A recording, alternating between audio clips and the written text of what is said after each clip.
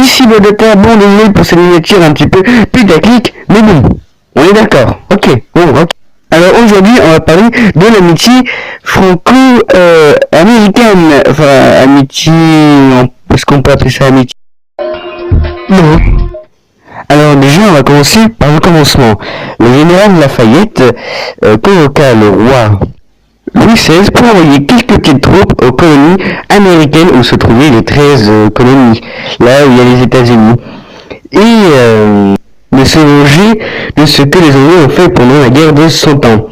Et c'est parce que Lafayette était un petit peu, quelque peu libéraliste et républicain, même s'il s'est fait décapiter pendant la Révolution française. Enfin, ça, c'est une autre histoire.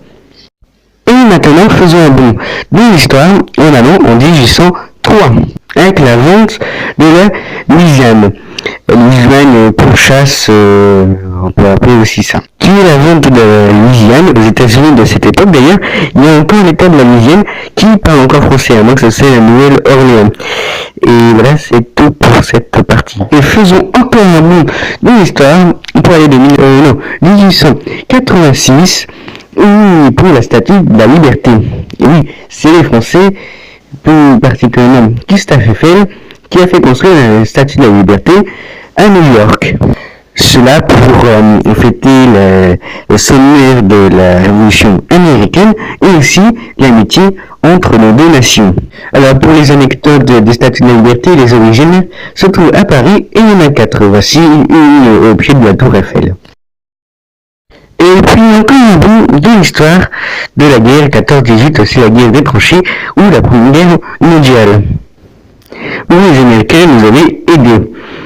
Alors, parce qu'on les a libérés des Anglais, mais pas seulement, parce que ce serait trop peu, parce que aussi, ils voulaient mettre notre pays sous tutelle, ils voulaient changer la constitution pour mettre notre pays sous tutelle, alors qu'on nous a construit la statue de la liberté, et on les a libérés des Anglais.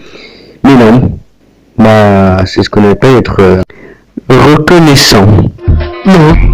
On passe de la Première Guerre mondiale à la Deuxième Guerre mondiale, où les Allemands, donc l'Allemagne de Adolphe, les NAM, que je peux pas dire sur YouTube, nous avaient envahis.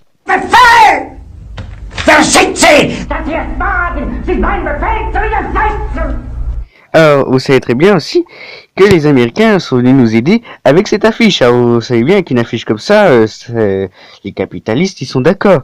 Mais il fallait quand même les pousser. Alors que on les a aidés pour les Anglais. On leur a construit la statue de la liberté.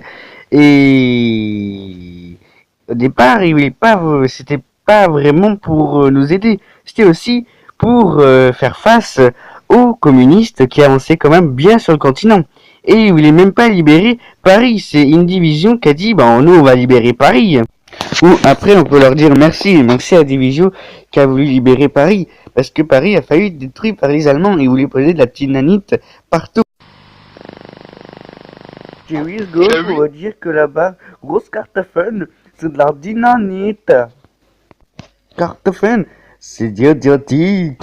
Keitel, Jode, Krebs und Butter.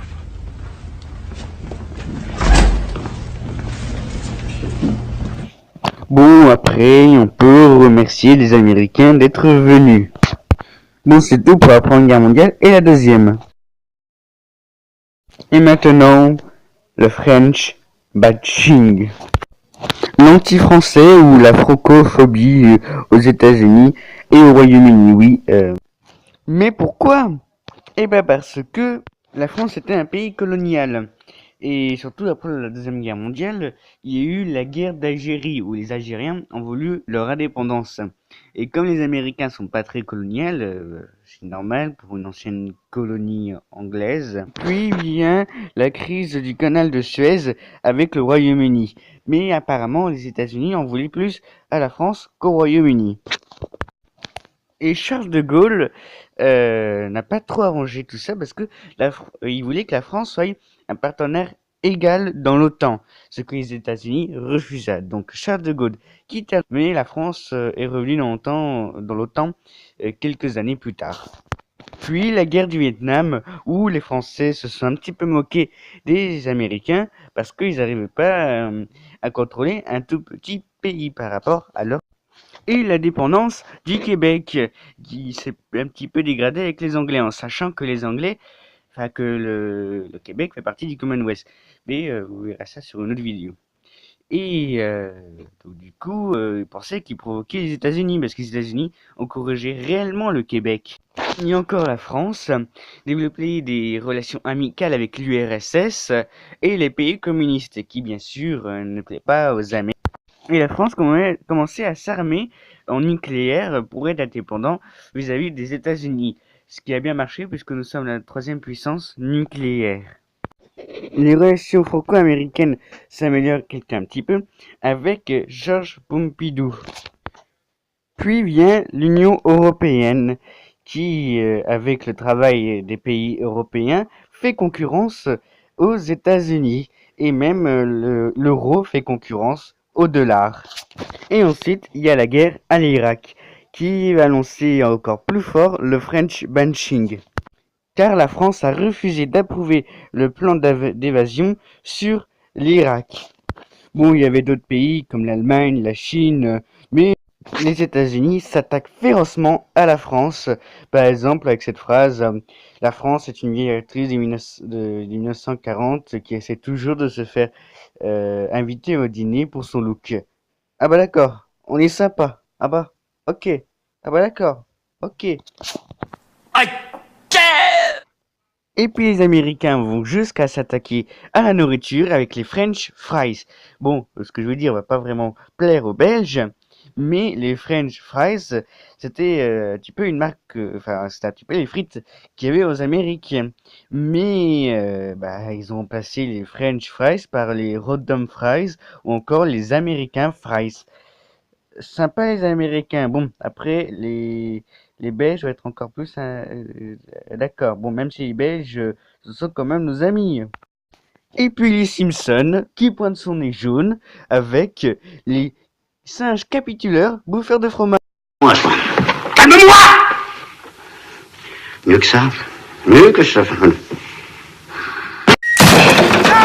Eh bien, Andy Ronem, qui vraisemblablement croit que on les a pas aidés pendant la guerre d'indépendance américaine, que on ne sait pas, des aliens sont venus se poser sur la Terre, parce qu'ils nous insultent d'ingrats. Ouais, pourquoi pas. Ok.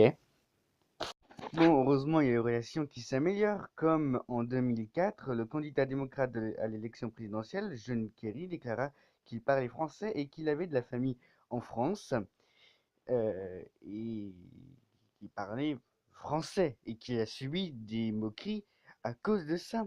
Mais il y a des Américains qui adorent la France. Comme je vous ai dit au début de vidéo, il y a encore des États qui parlent français. Les Américains ne détestent pas la France. Pas aujourd'hui, hein, mais il y a quelques époques un petit peu, mais plus maintenant. Bon, il y a quelques petites moqueries. Il faut savoir que s'il y avait la France, il n'y aurait pas les États-Unis. S'il n'y aurait pas les États-Unis, il n'y aurait pas la France. Parce que la France a été les États-Unis, et les États-Unis ont aidé la France. Et qu'on doit s'entraider et arrêter le French fashing. Donc on peut pas rester fâché envers les États-Unis et ils devraient pas être fâchés envers nous. Après, c'est ce que vous pensez. J'ai pas influencé ce que vous pensez. Et d'ailleurs, il y a encore ça qui dit à la prochaine et à la prochaine. Bon week-end, bonne journée, bonne semaine.